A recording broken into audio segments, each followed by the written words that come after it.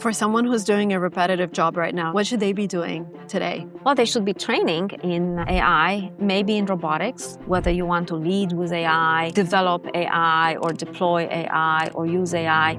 There are different things that you need to know. This is Daniela Rus, MIT professor and head of the world's largest AI lab. For 30 years, she's been building the robots and AI systems that are about to change everything. She sees what others can't. In this conversation, she reveals what to do next before anyone else even knows it's coming. Edge AI is already here. Imagine a world where you could build your own startup using the AI tools on your phone, right in your living room. When you think about the future of workforce, how do you think robots and AI are going to change the job market? AI will support us with the cognitive aspects of our jobs. Robots will support us with the physical aspects of our jobs. The question is not whether robots and humans will collaborate in the workplace. The question is...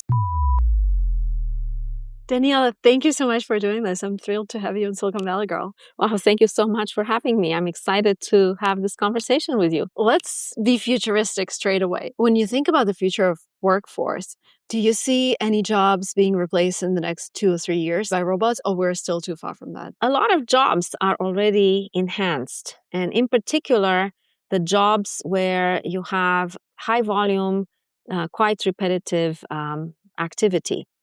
And so, for instance, chatbots have more or less taken over customer service. But even in the space of chatbots, there are aspects that the chatbots cannot handle. And for instance, I had a recent experience where I was interacting with a chatbot because I had a problem with a shipment. And my problem was not captured by the 7 options that I could get from the chatbot. And I went around and around and around in circles. And then I went to a human, to a store, and the human said, well, you have to talk to the chatbot because we don't do that kind of work anymore. And so my point is that even in these kinds of repetitive scenarios, it is important to have a human presence because there are aspects of tasks that are not anticipated, that are not captured by the data that has been used to train the chatbots. For someone who's doing a repetitive job right now and thinks, well, maybe my job is in line to getting enhanced by a robot or AI, what should they be doing today? Well, they should be training in AI and maybe in robotics. AI will support us with the cognitive aspects of our jobs. Robots will support us with the physical aspects of our jobs. And in my opinion, people will not lose their jobs to AI, but they will lose their jobs to other people who know how to use AI to be better at their jobs, to be more effective and more efficient at their jobs. So my advice is to keep learning, to stay current, and to understand what is the state of the art with the tools that are most applicable to your domain and to the field you're working in. How do you think robots and AI are going to change the job market? I don't think we're going to have lights out factories for a long time.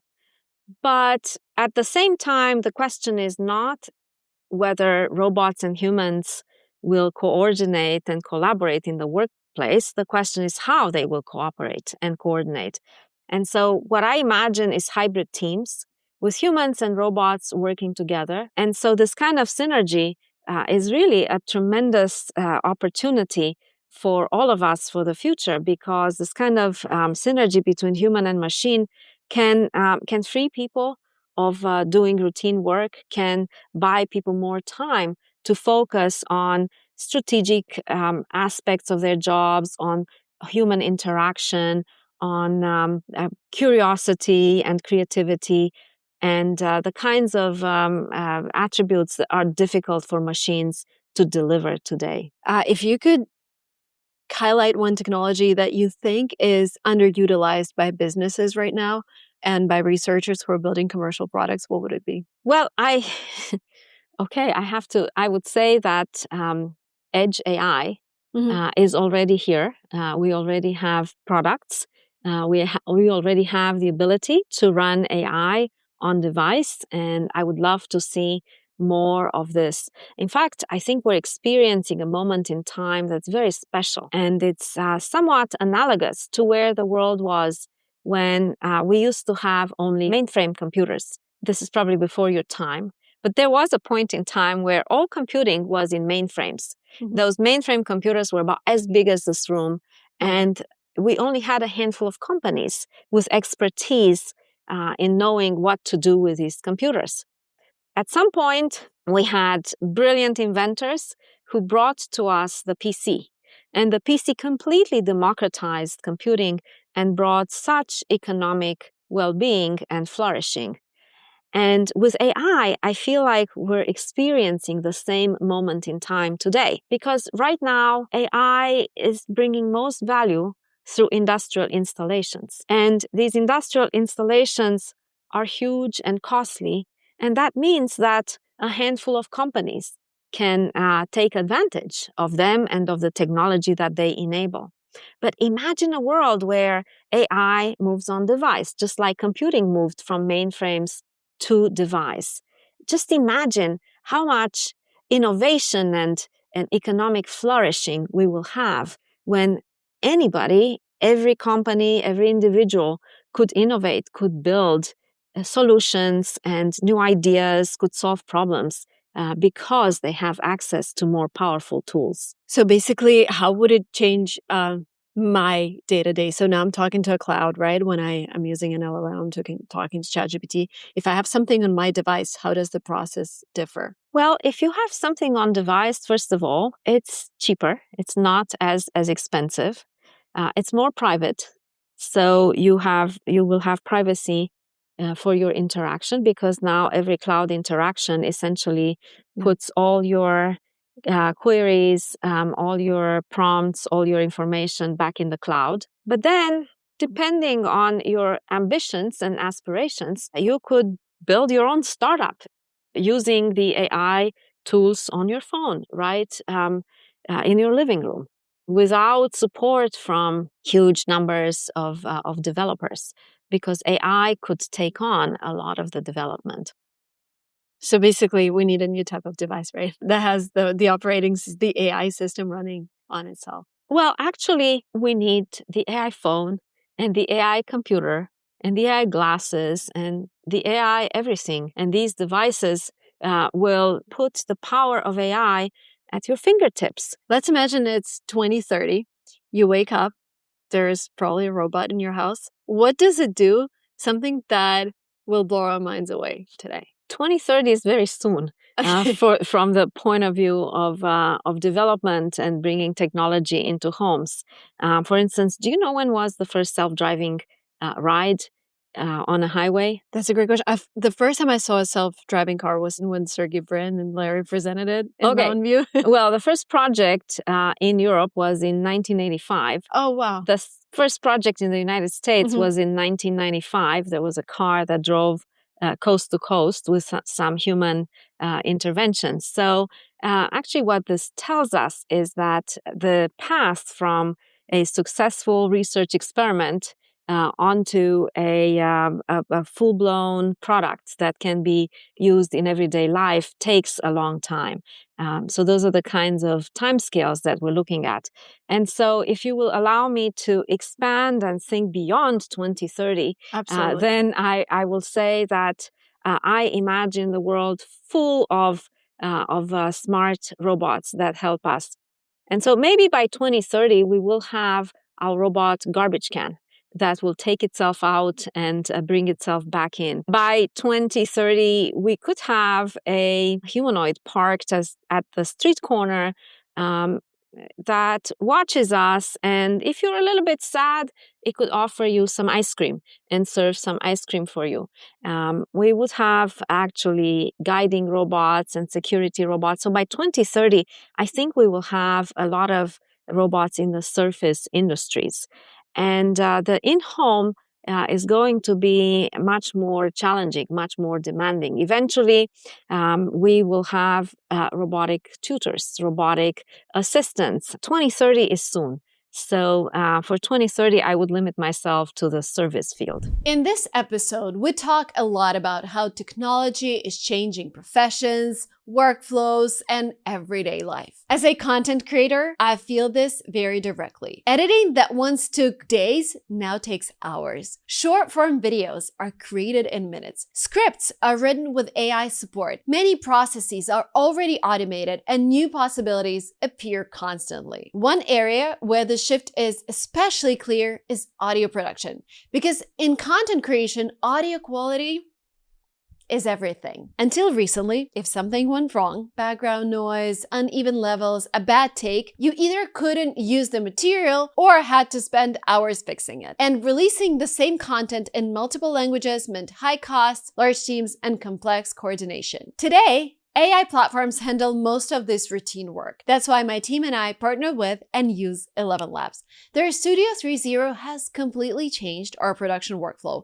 The company's founder, Mati Stanisiewski, was actually a guest on this podcast. What makes it powerful is that everything happens in one place. In a single timeline, I can generate voiceovers with exact emotional tone, add cinematic sound design and music, and instantly dub the entire piece in 20 plus languages, using my own voice clone with the same expressiveness. What used to take a full team and week of tedious work can now be handled in hours by AI, letting people focus on strategy and creativity instead of routine. If you're creating content, podcasts, videos, courses, definitely check out 11 Labs Studio 3.0. The link is in the description. Now back to my conversation with Daniela. What do you think about the household robot? What's the timeline for that one? Well, we could imagine all kinds of household robots, even though today we see so many humanoids that are advancing in their capabilities.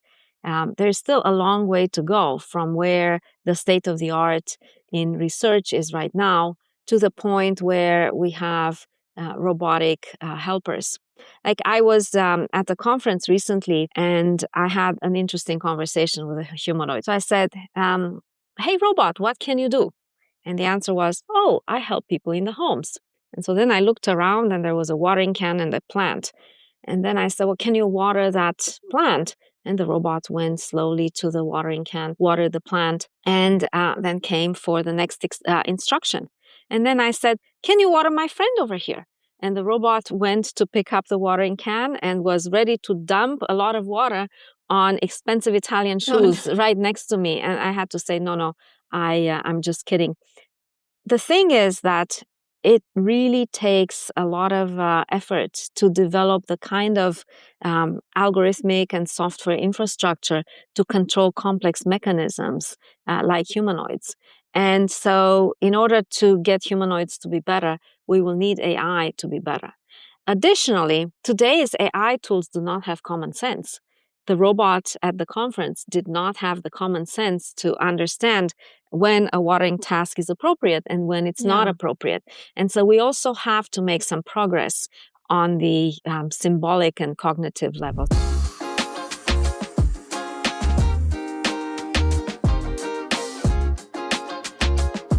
Okay, it is 2030. I'm in my kitchen.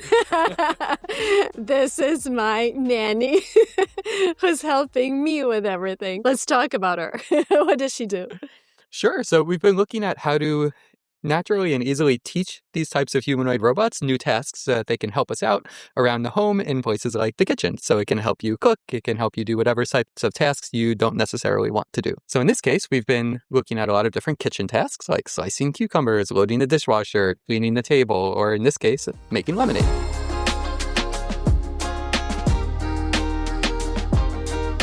How many times do you need to show the robot how a task is done for it to repeat? Yeah, so part of what we were looking at is how we can learn from fewer data so that the person doesn't need to do it as many times. In this case, it learned from about 100 examples, but it may work with even less, but we're starting to explore that a bit now. So when do you think we'll be able to have something like this in our kitchens? Well, I think it depends on how much you want the robot to do. So for these types of well-defined tasks, I think we're getting much closer. Okay, can I have some lemonade, please?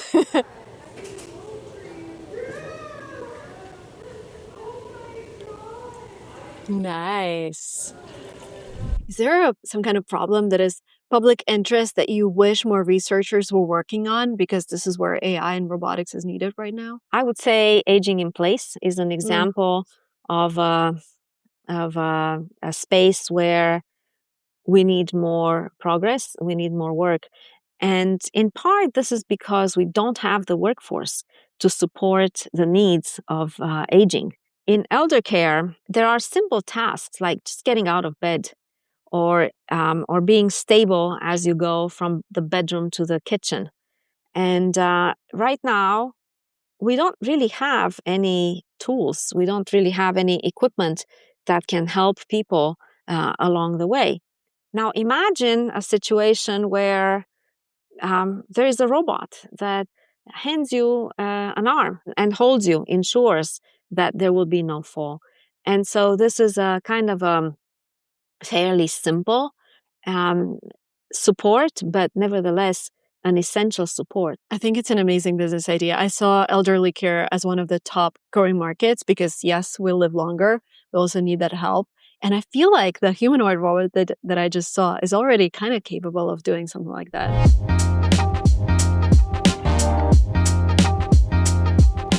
So the system you're seeing here is called Soft Mimic, and the idea behind it is to teach human walking to pick up a box. The problem is when you deploy the robot, it's going to make a lot of unexpected contacts with the environment that aren't captured in that motion capture data. So if it's imitating me picking up a box, the box might be in a little bit of a different spot.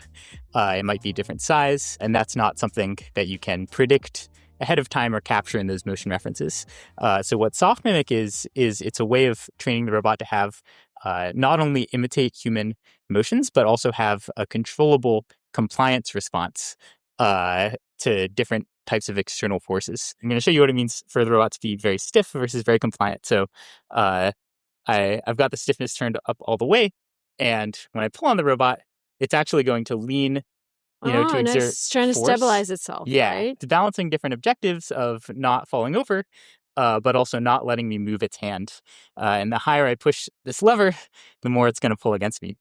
If you want, you can also, it's a very, very haptic Oh, wow.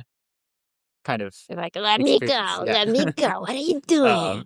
Yeah, so it really wants to Wow. resist you. It is really strong. Yeah, what we have is a way of training the robot to be compliant. So now I'm just turning down this knob, and then it's going to, it's still standing, but now it's standing with a very soft and compliant force response, which again, it's still coordinating its whole wow. body, Wow. but now it's coordinating its body to comply and allow you to move it around. For someone whose kids are still like mine are 4 and 6, what should I be teaching them to prepare them for the world where we'll have more and more AI and robotic assistants? Well, I feel like we live at a point in time where everyone needs technological literacy. And this technological literacy includes AI literacy.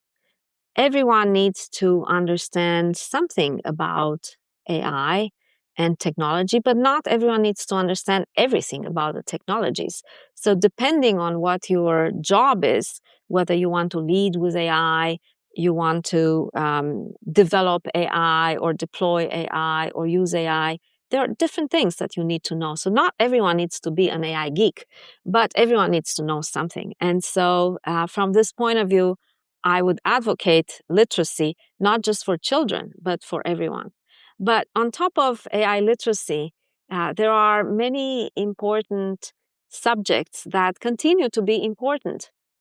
I think math is important. I think sciences are important. Literature is important. History is important. Art is important. So having a kind of an inclusive general education that teaches us about our world, that teaches us where we came from, that helps us project where we're going and how we should be going into the future in a way that is positive and supportive of each other and of the planet is very important. On top of that, there are qualities that remain very important, especially as we contemplate a future where machines support us. And these have to do with being curious, with being creative, with thinking outside of the box, with having good judgment, with being collaborative, with being able to look at a situation and interpret it with critical thinking.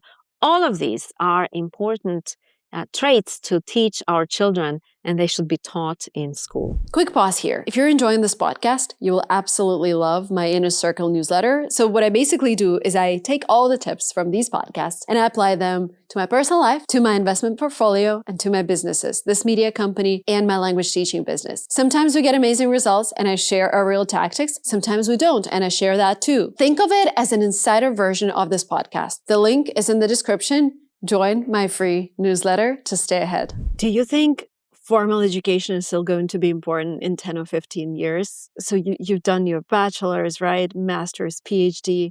Do you feel like everyone, like the amount of people that are following this path today, do you feel it's going to stay the same, or less and less people would choose traditional, like formal university education? I believe formal university education is very important because at university, you learn how to think. You learn how to solve problems. You learn how to find your way forward. The education in school and at the university is not just about memorizing things. It's really also about thinking, about judgment, about projecting into the future. I also believe that knowing things is important. So, and I think I'm not in the majority camp here, because a lot of my colleagues believe that with access to the world's knowledge through the World Wide Web, what's the point of knowing things? But knowing things enables us to be creative. Creativity is about connecting concepts that are seemingly disparate. Like you connected biology to AI. Yes, if we didn't know about biology and we didn't know about AI, maybe liquid networks would not have been born. Yeah. So creativity and out-of-the-box thinking is about looking at the world in different ways and connecting parts of the world that are seemingly different. Also, knowing things enables us to enjoy the world, to enjoy each other, to understand each other. So there is an aspect of life and living that comes with knowledge. If you could witness one breakthrough in robotics in your lifetime, that would make you say, we did it, what would it be? Well, let's see. We live in a very crowded city. And if you walk in the streets, will you see any robot? Probably not, right? So I'd say, where are the robots today? When we see a robot, we pause and think, oh, wow, what a miracle. There is a robot. What I would like to see is a world where robots are so integrated into the fabric of life that they're just there. They're part of how we approach everyday life, and we don't marvel that there is a robot in front of us. That means we have to make machines useful. We have to make them capable. We have to make them trustworthy and reliable. So from the point of view of robots, this is what I would like to see. This requires advances in so many ways, because we have to advance the hardware. We have to advance the algorithms. We have to advance both the body and the brain of the machine, and also the way we interact with machines and the way machines interact with each other. So these are really continuous challenges in our field. And so since you asked me about the breakthrough, I will tell you that a non-robotic breakthrough that I would love to see in my lifetime is the ability to age healthily. So longevity, and in other words, healthy longevity, is something that we should put some effort into. And maybe even reversing aging, who knows? Yeah, that's a big one, totally. If you could give a piece of advice to a 19-year-old self when you just arrived in the US, what would it be? Well, I would say life is different from what you imagine, and you have to be very flexible and adaptive and open-minded, and you have to approach things with a positive open-minded, problem-solving way. This is fascinating. Thank you so much. This inspired me a lot and hopefully inspired a lot of young scientists and entrepreneurs to build something. And I'm particularly excited about the longevity part and like taking care of elderly people. So thank you very much Thank for you. having me on your show.